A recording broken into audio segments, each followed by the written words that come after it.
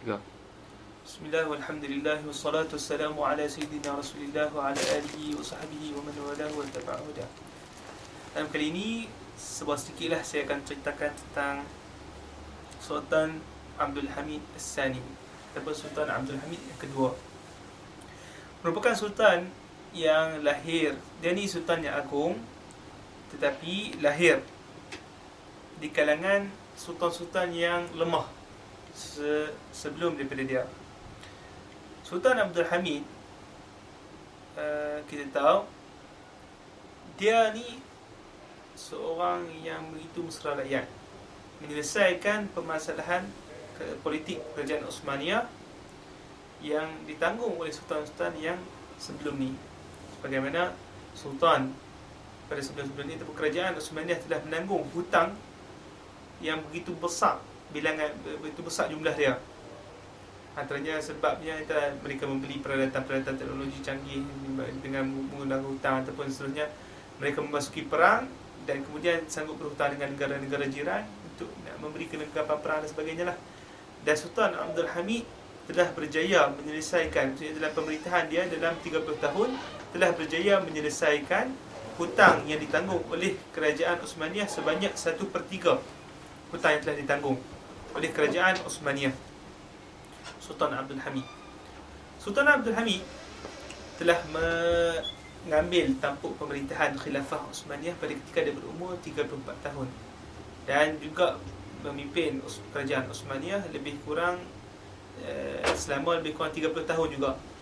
Sultan Abdul Hamid. Sebelum ni sebenarnya antara faktor-faktor yang menyebabkan lemahnya kerajaan Osmaniyah ialah kerana mereka terlampau taksub dalam bangsa Turki, ataupun mereka tidak masih, walaupun mereka ni bersifat sebagai alami, iaitu alami ni maksud international, tetapi mereka tidak menggunakan bahasa Arab sebagai bahasa pengantar dalam pemerintahan mereka. Justru itu menyebabkan kerajaan Arab memberontak dan tidak setuju dengan pemerintahan Osmaniyah. Antara benda yang dilakukan oleh kerajaan Osmaniyah dalam pada zaman Sultan Abdul Hamid ni dalam menyelesaikan masalah ini ialah Sultan Abdul Hamid telah menyatakan bahawa bahasa Arab ialah bahasa yang rasmi yang akan digunakan oleh kerajaan Osmaniyah, dengan alasan supaya kerajaan Osmaniyah dapat menjalin hubungan rapat dengan bangsa Arab, iaitu bangsa yang istimewa di sisi umat Islam, bangsa Arab, kerana mereka lah bangsa pertama yang dipilih oleh Allah Subhanahu Wa Taala untuk menerima Islam itu sendiri. Dan kemudian apa yang dibuat oleh Sultan Abdul Hamid juga ialah beliau telah menubuhkan juga madrasah-madrasah khas bagi bangsa-bangsa Arab yang datang ke negara Turki, ataupun bangsa-bangsa Arab yang berada di wilayah penguasaan Bani Osmaniyah lah,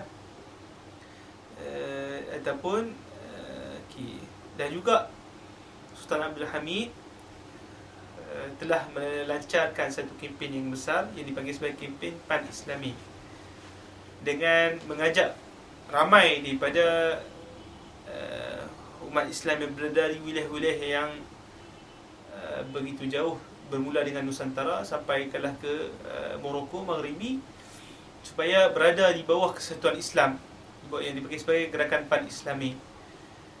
Antara benda yang dia buat untuk menjayakan kempen dia itu ialah membina landasan kereta api yang asalnya dia punya buah fikiran asalnya ialah untuk membina landasan kereta api yang menyambungkan ke semua wilayah-wilayah Islam daripada Maghribi sehinggalah ke India, seterusnya kalau boleh sampailah ke tanah Melayu sekalipun.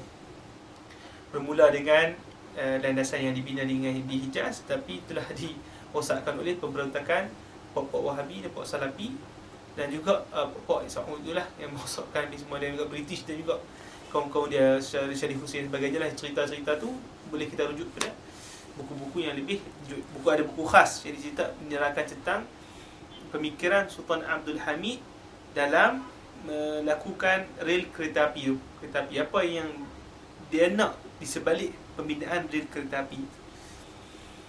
Kemudian Sultan Abdul Hamid juga antaranya ialah telah mempertahankan kota suci umat Islam yang ketiga apa dia, iaitu Masjid Al-Aqsa, daripada dimasuki oleh kaum Yahudi. Pada ketika itu, satu cerita mengatakan bahawa Theodore Herzl yang merupakan pemimpin Zionis telah berjumpa dengan Sultan Abdul Hamid, ingin membeli tanah Masjid Al-Aqsa ataupun tanah Palestin daripada Sultan Abdul Hamid. Apa yang jawapan Sultan Abdul Hamid? Dia kata, tanah ini bukannya milikku, bahkan milik umat Islam keseluruhannya. Jikalau aku menjualnya, maka aku telah mengkhianati milik mereka itu sendiri. Itu menunjukkan apa?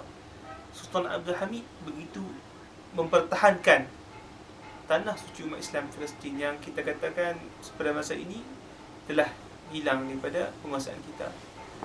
Moga tanah Palestin itu dapat dikembalikanlah semula kepada umat Islam, insya-Allah. Seterusnya, selepas Sultan Abdul Hamid,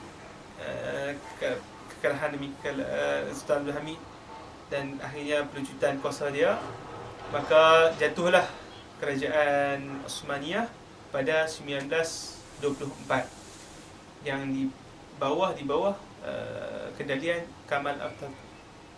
Dan seterusnya kerajaan Osmaniyah jatuh dan tidak kembali lagi ke satu khilafah pun sehingga zaman sekarang. Moga-moga Allah Subhanahu Wa Taala mengembalikanlah semula kerajaan Osmaniyah pula, khilafah Islamiah kepada umat Islam, insya-Allah taala. Allah Subhanahu Wa Taala a'lam.